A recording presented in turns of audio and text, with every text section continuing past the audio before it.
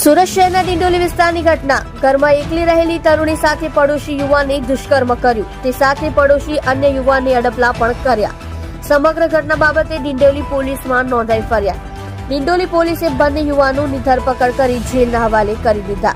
તરુણીના માતા પિતા બહાર ગામ અને ભાઈ કામ અર્થે મુંબઈ ગયો હતો. તે દરમિયાન આચરવામાં આવ્યું હતું દુષ્કર્મ.